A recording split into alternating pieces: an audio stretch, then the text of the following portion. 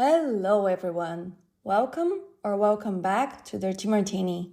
I hope you're doing well and I hope you're having an amazing day. This is part 2 of my solo trip to Rome series.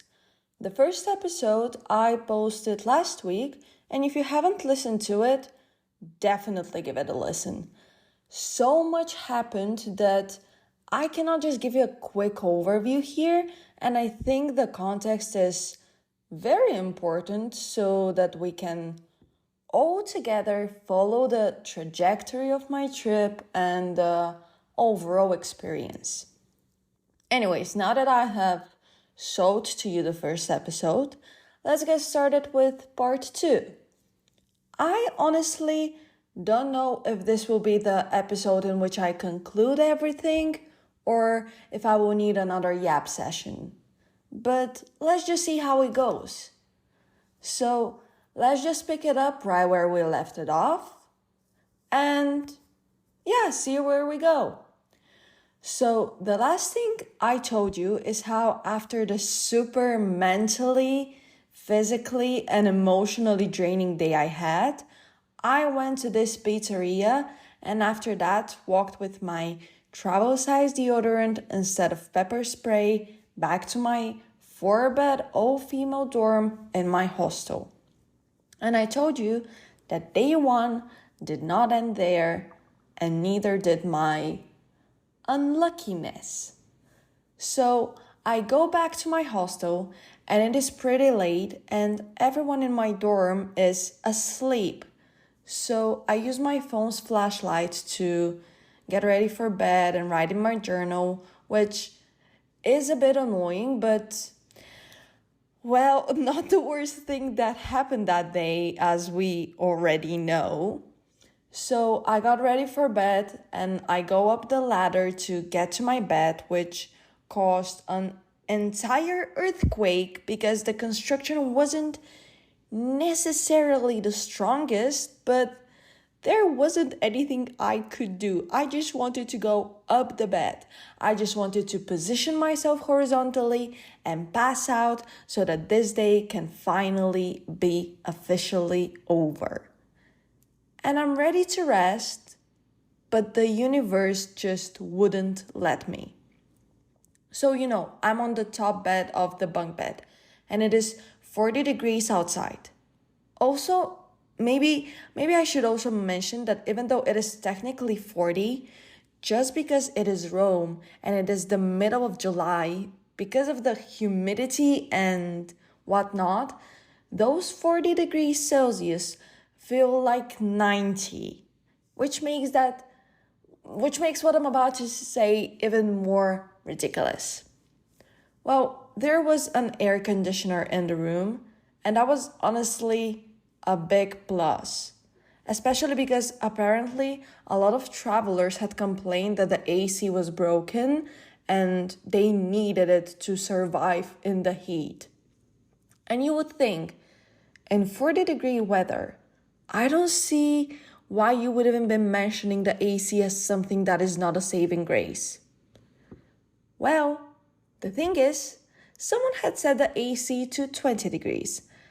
And while during the day that sounds amazing, cold air blowing directly in my face because the AC was directly opposite of me because I was top bed and it was the top left corner above the door, so literally right opposite of me. So that just wasn't the vibe for during the night.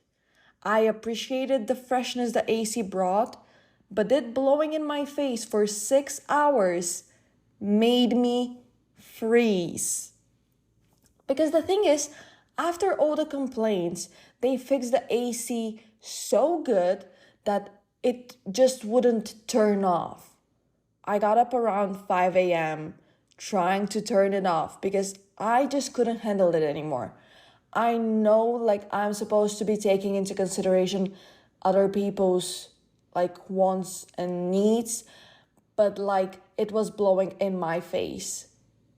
So, and everybody had fully cocooned with their sheet, so I guess everybody was a bit cold. And the thing is, the AC wouldn't turn off. I don't know what I did. I don't even care what I did. But after a solid few minutes of struggling with the remote, it somehow turned off for a bit before it restarted itself again. So it gave me a little bit of a break, at least.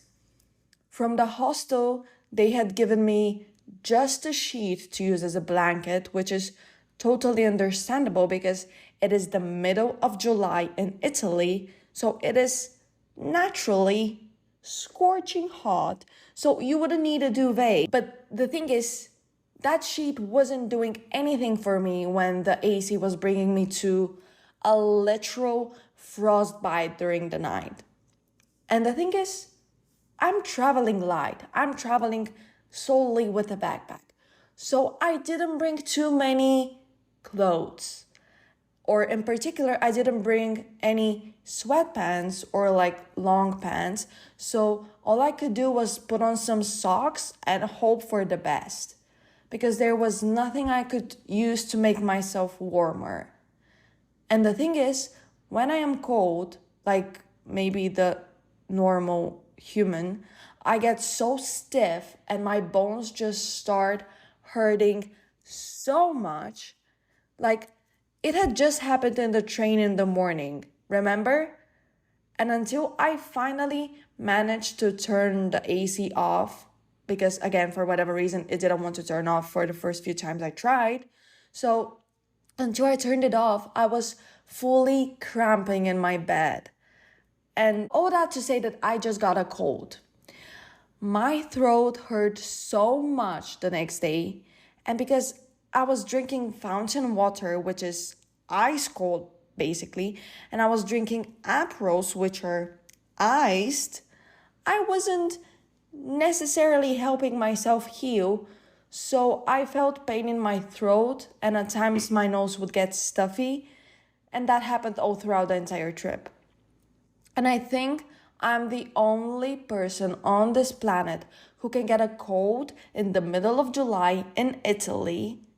But you know me, I'm just a magnet for unluckiness. So that happened, and that was basically my first day in Italy, and I was ready to go home. I was ready to go home and never come back, which I think is pretty understandable considering everything I had just gone through. I gave up on sleeping around 6:30ish, 7, and I got ready because I had a really long day ahead of me. Now, if you've looked into going to really touristy spots anywhere, not just Rome, you probably have been told that you need to go as early in the morning as possible if you want to be able to catch a glimpse of the place, take a picture, and yada yada yada. Now, maybe you're thinking, well, yeah, I kind of get that, but I'm there for a vacation, so I'm going to sleep in and go whenever I'm ready. It just cannot be that bad. Wrong. Absolutely wrong. If someone tells you, go early, you get up and you go early. On a very practical level, beyond avoiding all the crowds, you will be able to get to those places before the sun burns your skin, before you burn alive from all the heat. Although I was out the entire day, so technically I was out during the peak heat moments as well, but at least I could go somewhere to hide for an hour or two. So really, really, please believe me when I say get up and go early. It is definitely worth it. And that's what I ended up doing all the days I was there. And I was most definitely sleep deprived up to the gods. But the fact that I could see the places I saw without the overwhelming feeling of hundreds of people around me definitely made up for it. So, wait, let's first make a distinction. If you're somewhere to vacation, and what I mean by this is just lounge around and be lazy all day doing nothing, just chilling and relaxing, by all means, sleep in. But if you're traveling, which is on the very opposite end of the spectrum of vacationing, because you're there on the go constantly and you're on a set mission to see as much as possible, then waking up early should not be even questioned. It should be a given. So it really depends on what you're doing. But if you're to go to Rome, I would advise you to do the latter. Rome, I personally feel, is first a travel destination and a vacation spot second. I think that if you're to go to Rome, you have to see the city. You have to experience it before you start lazying around. There's just too much to see, and missing out on it is definitely missing out. Like, I'm not judging you if you just go to Rome just for the apero and not do anything and you don't see a single side. But like, just a heads up, you should be having FOMO because of that. Also, another thing, it pertains particularly to Rome in this case because, again, I personally think it's a travel destination. So Rome is I wouldn't say necessarily the most walkable city, but a relatively walkable city. Like, some places can take up to an hour and a half to get to buy food. But if you're physically able to walk that long, especially considering the heat, I just highly recommend that you do that. Rome's history is so rich, and it's like, as a city, as architecture, as everything, is just so beautiful.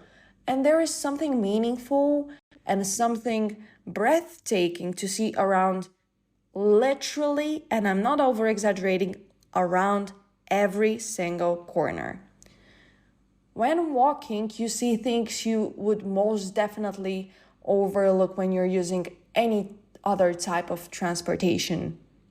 When you walk and you give yourself the time to look around and soak in the ambiance, you just can submerge in the city, and you can appreciate it the way it deserves to be appreciated. So my advice is, grab a comfortable pair of shoes, unlike me, but we will get there, don't worry, we will get there, and just walk. It is more tiring, definitely. It is more time consuming, absolutely. But if you're there to see the city as it is, then there is no better way to experience Rome. Actually, I have a fitness smart band, and at the end of my trip, I calculated how much I have walked during my trip, and the total came down to 106.8 kilometers. Which is just insane to think about, especially when considering the weather conditions, which were, to put it simply, ungodly. Like, my sister started joking that the next time she won't be picking me up from the airport because I apparently can walk home. And that is something, if I had the time to do, I totally would. Walking is my passion. Walking is my hobby. Walking is me. I hope I never get walking taken away from me. Anyways, that got dark. Now back to my trip. So I got ready in the morning and had my leftover pizza from dinner and left to see all the things my housemate told me I must visit. And I believe that there is no better place to start than the Trevi Fountain. And I am so happy I went there first thing in the morning, because in the morning it was already crowded. I don't even want to think about what it must have been like later in the day. It is always so weird, to put it simply, to see things in person that you have only seen in pictures. And that fountain was one of those wake-up calls that I every now and then get that I'm actually living this life and I'm seeing these things and I'm fulfilling my dreams that I thought were absolutely unattainable. It's just really nice every now and then to get something that triggers that emotion in you, which triggers gratitude, which triggers like, I was once there dreaming that I would be here and now I'm here and wow, I should really appreciate it. And what a moment, what an achievement. So seeing that fountain definitely was one of those moments and one of the many I had in Rome. Especially like you can imagine what I felt when I first saw the Colosseum. So yeah, Trevi Fountain, stunning, stunning. Okay, well, I will never not be mesmerized by marble statues. My talentless, deprived of artistic skills brain cannot comprehend the level of talent and dedication that goes into marble statues. I just cannot understand. I don't think it's possible for me to ever understand how someone can turn a massive block of marble, a massive block of stone into something so detailed, so delicate, so beautiful, and so lifelike. Sculptors are magicians. They breathe life into rocks. And how do they do it? I remember I read a quote like some time ago. I'm not sure if it's an original, if it's like authentic, because I read it online, but because it was on the internet, it must be true, right? So anyways, I read a quote supposedly by Michelangelo that there's a sculpture in the block as it is, and it is the sculptor's duty to set it free, or like something of the sort. I don't remember it from the top of my head. But I'm particularly stunned by the way clothes are sculptured. Like, how do they make the creases so realistic? Nowadays, we have molds, and I can understand how that is done. But back in the day, carving rock until it becomes human is something I don't think I will ever be able to grasp my mind around. Men used to do stuff like this, and now they just gaslight.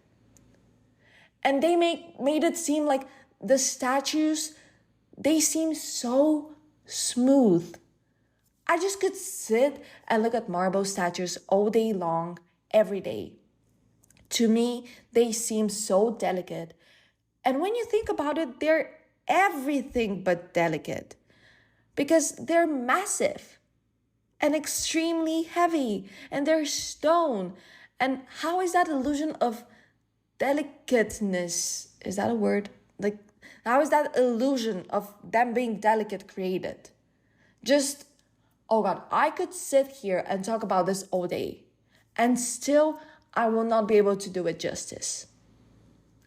I guess all the empaths who are listening probably sensed that I like marble statues. Basically, what I'm trying to say is that every marble statue I saw along the way fully took my breath away. And the way the Trevi Fountain is structured is just godly. I cannot imagine that a person did that. I mean, it probably was more than a person, but humans did that. And it is stunning. Like, if you don't know what the Trevi Fountain looks like, please look it up. It is massive also, by the way. I hope all of you get the chance to visit it at least once in this lifetime, because the Trevi Fountain is not just a sight. It is an experience. The thing about such works of art, such things that you want to capture forever to look back at, is that pictures just never do them justice. Which brings me to a very important point, a very irritating point from my trip. A point which now looking back at now looking back at it, I can laugh. But in the moment, I was fully and utterly enraged. So here's perhaps the biggest disadvantage of solo traveling. Apart from the danger factor increased by a lot, of course, especially when you're a woman, well, nobody can take your picture right. And what I mean by this is nobody can take your picture right. Every time someone takes my picture, I give clear instructions of what I want, and it has taken years of dedication. But some people I have been able to train how to take my picture. I remember throughout the trip, I was texting my sister how much I wish she were there because she just knows how to take pictures. My sister and I even do this thing where she takes pictures with my phone and she holds her phone like on the back of my phone, but facing me with front camera on, and I can see myself in there and just adjust myself the way I want to. That is what I mean. Now, I won't ask strangers to go out of their way to do this trick, but if I ask you for a vertical picture capturing more of the Colosseum, for example, which is exactly what happened, like capture more of the Colosseum instead of me, and you capture literally only the very edge of the Colosseum, then I don't know what the hell is wrong with you. Listening comprehension skills left the chat. Or did they ever enter the chat? When I ask someone to take pictures of me and a side, and they fully cut off the side, I just wanted to scream. I could have easily taken the same picture of myself in Bulgaria. So why bother and leave and go somewhere? Anyways, so I tried, guys. I really tried to get my picture taken. I gave my phone to so many people from different demographics because I was like, let's not limit myself only to Gen Z, because Gen Z were the first to disappoint me. First, I observed how people are taking pictures of their friends, and only if I liked the way they did it did I actually approach them to take my picture as well.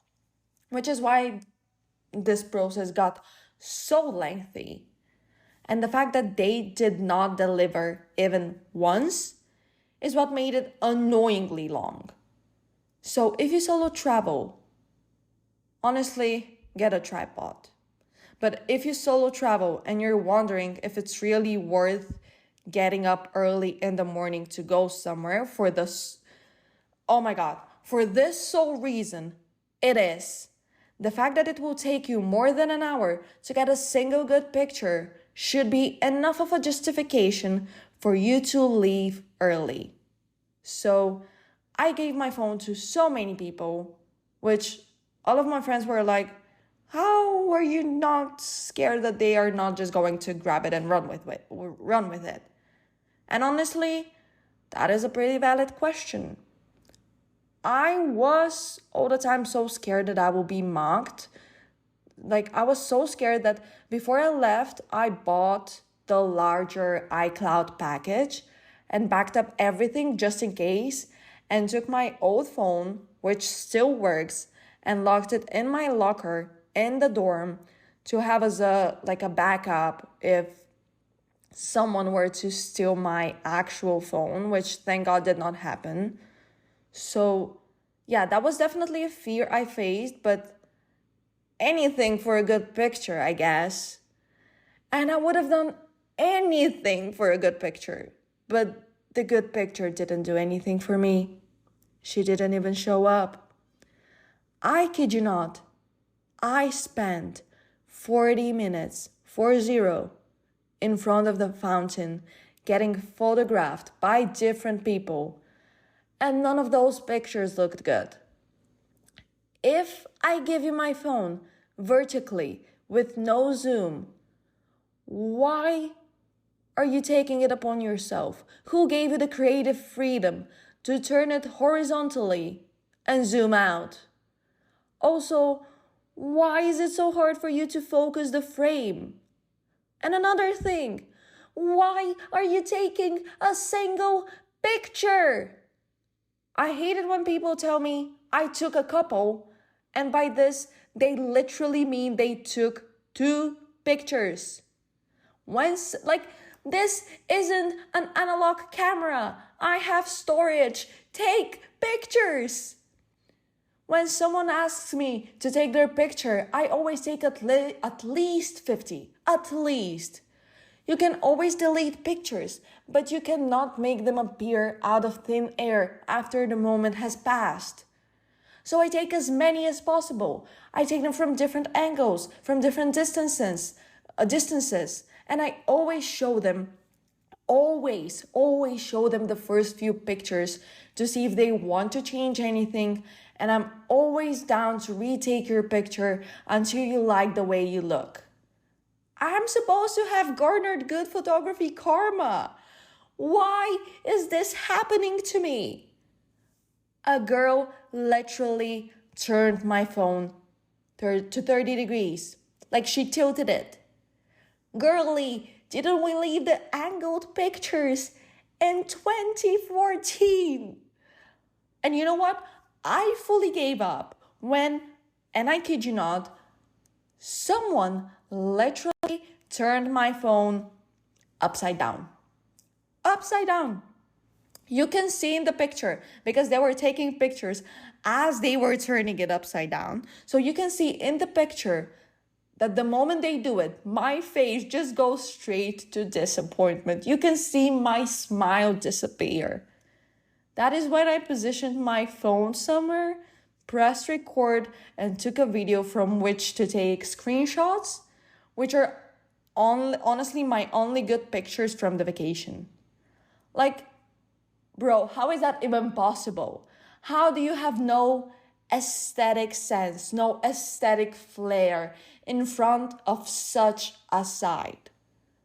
One of life's greatest mysteries, I guess. Now, I definitely have my introvert tendencies and love being by myself because I just love my own company. But a thing I was really excited to experience was befriending someone from the hostel or someone I just met along the way, because that's a canon event that all my solo traveling friends have been through, and all of them have shared how recharging and freeing it is. Now, I didn't befriend anyone in the hostel, but at Trevi, like at the fountain, this girl asked me to take her picture. And while we were waiting for the people to move from the spot where she wanted her picture taken, we just started talking and she was so cute, like we hit it off. And we ended up wandering around together for a bit. She was American, from California, and it was just so nice to talk to someone and be able to establish efficient communication. We went to the Spanish Steps together, ate pistachio gelato, which was so slayful. And then we wandered around to what I can equate to London's Oxford Street, I think is what it's called. So the more expensive high fashion brands is like that street. And then that girl, she had to leave to catch her train to Venice, and we parted ways, and I continued my itinerary alone. I found this park, it was the middle of the day, and I found this park because I was looking to hide somewhere in the shade.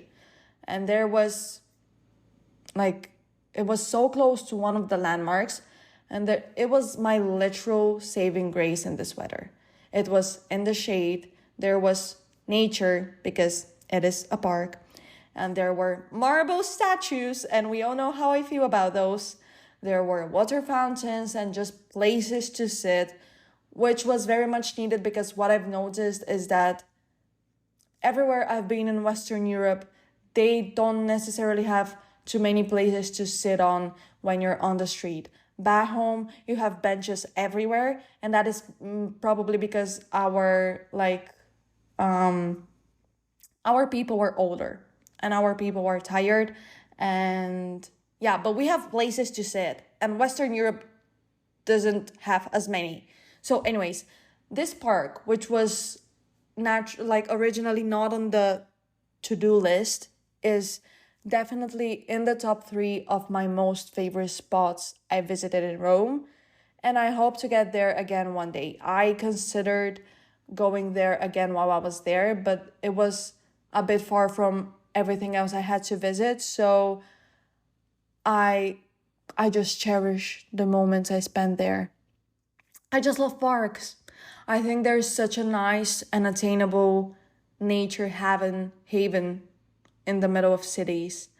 I find them extremely recharging and extremely comforting, which is why, even though I was kinda in a rush because I had so many things to visit, I decided to stay there for more than an hour just at a bench doing nothing.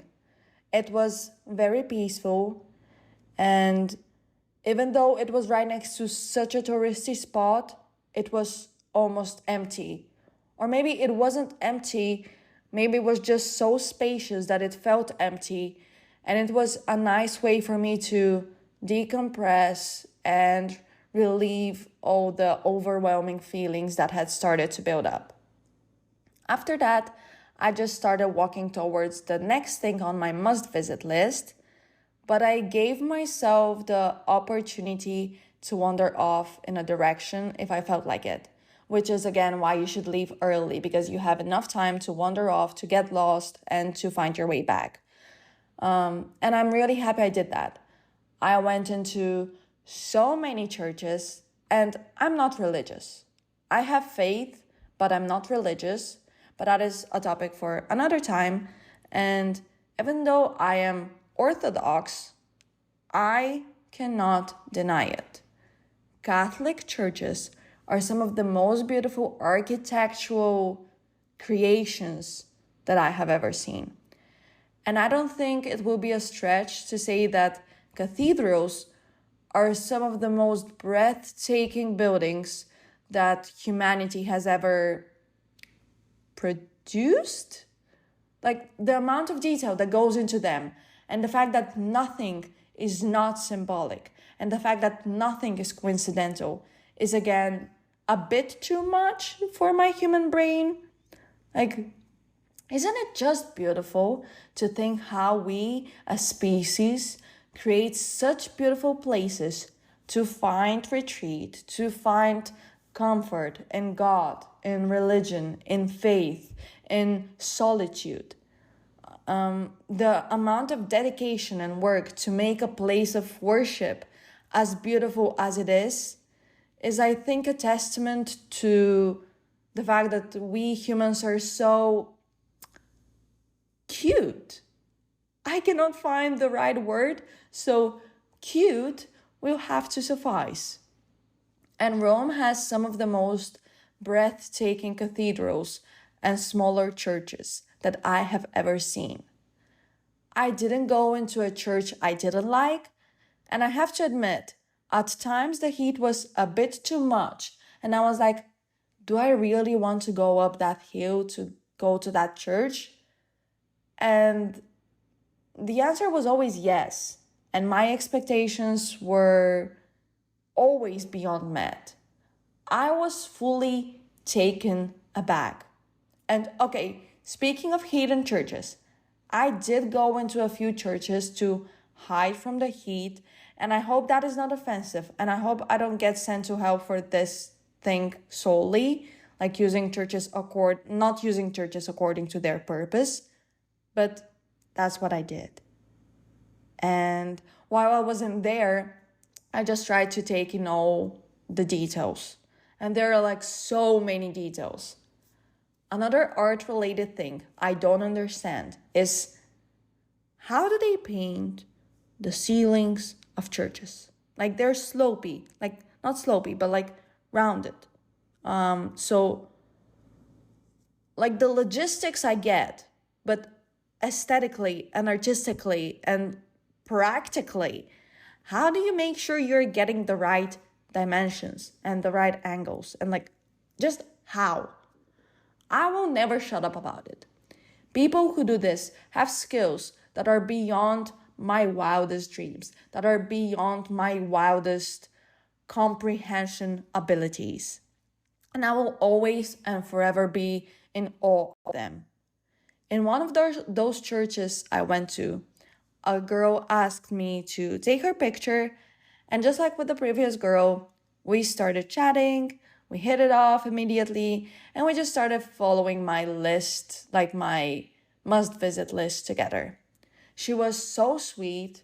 She was a bit of a slow walker, who are usually the bane of my existence, but she was nice company. We went to visit some sites together, and by the way, I was really taken aback by the Pantheon.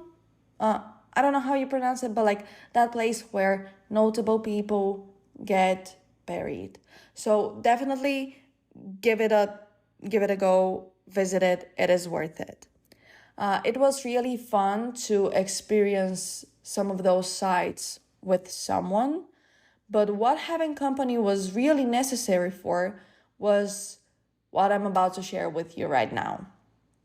Let's just say that if I were by myself, I would have been fully closed off and not acted the way I acted. But because I was in the company of someone, even though she was still a stranger, I felt a bit safer and calmer to just let loose. We went to have lunch at this place, and the waiter was very flirty, which I know is very common there because, well, those people need to earn tips somehow. Like, he looked so much like Orlando Bloom in Pirates of the Caribbean. And if there is one thing you should know about me, it is that this particular film series is the one I can never get tired of watching. I don't know what they put in it, but I can watch those movies every day without getting tired. And I swear the waiter was giving such Will Turner vibes, which honestly, like, kind of slay.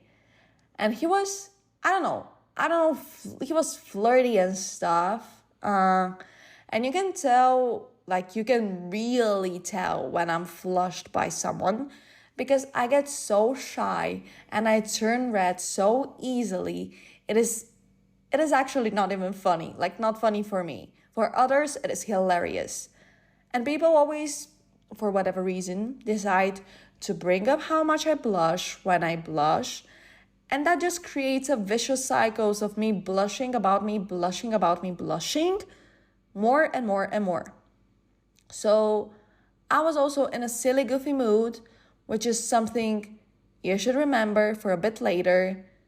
And I just matched his vibe, which I usually never do because I don't know how to flirt or I don't know how to flirt back. Like, my flirting technique is basically roasting the hell out of the person I find attractive or being extremely sarcastic or, my personal favorite, fully ignoring them. What can I say? You know what? Let's just leave it like this. Now, the thing is, despite the heat, I was fully aware and I was fully brainy. Like I was smart. Not saying brainy isn't my smartest moment, but like, I am not naive enough to fall for the flirting of a waiter because I know it means absolutely nothing and they do it to everyone, which is what makes what I'm about to tell you even more funny. So after we finished the sightseeing for the day, we went to this one, let's call it a bar. We went there to have apros because, when in Rome. So we get seated by the host and the waiter comes over and he starts looking at me as if he had never seen a woman before in his life. he was good looking, like there was no denying this. He actually reminded me of that one couple, like the husband from that one couple on TikTok. Like the wife is American and the husband is Italian, and their content is all about their relationship and how the husband mispronounces and misunderstands words in English, and like funny moments come as a result out of it. So he looked so much like that guy. Wait, let me look up their names. Carlo and Sarah. So he looks so much like Carlo. And we order. Things are going well. I'm chatting with my, let's call her friend just for the story of it, because it would be easier than explaining the girl I'm hanging out with, blah, blah, blah, blah. So my friend. So we are talking, and I noticed that the waiter literally doesn't stop staring at me. Even when he's waiting on other people, even when he's like going to the bar to pick up the drinks or whatever. And trust me, I'm not the type of person to ever say this about herself, because I always think nobody ever notices me because insecurities. But it was so beyond obvious. And after he brought us our drinks, he started coming up to us every 2 minutes to check if we are fine. And again, I'm in a silly, goofy mood. I'm matching his vibe because nobody cares. I will not be there the next day, so I can be whoever I want to be. I can say whatever I want to, because it literally doesn't matter. And yeah, he was coming to check on us constantly, like literally every 2 minutes. And before you say anything, let me just remind you, like before you say he's just doing his job, I was a waitress too. You don't check on your customers every 2 minutes. That is like, no. So a few visitations in, like a few visits in, he starts giving me compliments. He's like, oh, princess, oh, baby, bella, bella, bellissima. And I'm finding this all super funny. And I'm like, tell me more. And yeah, because the Aperol had kicked in. So also I slurped it in literally within a few minutes. So I ordered the second one. And by the way, wait. Now that I'm mentioning slurping alcohol, I always drink responsibly if I ever drink. And especially when I'm somewhere with nobody I know, or at a place I don't know and don't speak the language of, I would never put myself purposefully in a dangerous situation. I would never get drunk because I love to have control over my body, over my reactions, over my emotions. And not being able to do that in such a situation would be dangerous. I'm always super mindful of my surroundings and the behavior of everyone around me. So I knew what I was doing. I just wanted to relax. So the waiter comes, he's like, bella, bella, bellissima, princess, baby, which I fully did not deserve, because I had been wandering around in a 40-degree heat for the past 14 hours, and I looked everything but like a bellissima. And then when he would come over, he started placing his hand on my back, which I don't know why he would do that to himself, because my back was dripping with sweat. It was so funny, but like not funny haha. Well, maybe a bit of funny haha, but like not an attractive haha. Like not an attractive funny. It was so not attractive, it was actually sad. I was sweating so much, I could have single-handedly solved the summer drought problems. Like, just not cute. Literally not cute.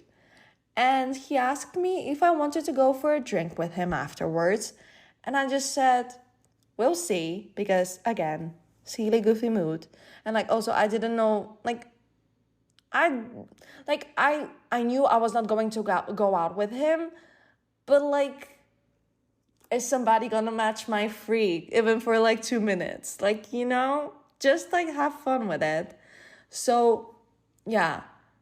I wasn't going to go out with him. I literally just told you that I wouldn't put myself in unnecessary danger. So, anyways, this cycle repeats itself again and again and again. And he asks again, again, again, after like so many times. Like, he's like, I finished my second Aperol, and he's like, do you want to go out for dinner after I finish my shift? We can get to know each other better. We can have fun, those kind of stuff. And I started to feel like I was like, oh no, I should have initially said no, because like now I gave him false hope, and like I'm fully not going to entertain this. I feel a bit uncomfortable, so I said no, and he told me, well, your friend can join us. Did that guy just ask me for a threesome to lure me in? I don't know. So I told him, no, I cannot. I have an early flight tomorrow.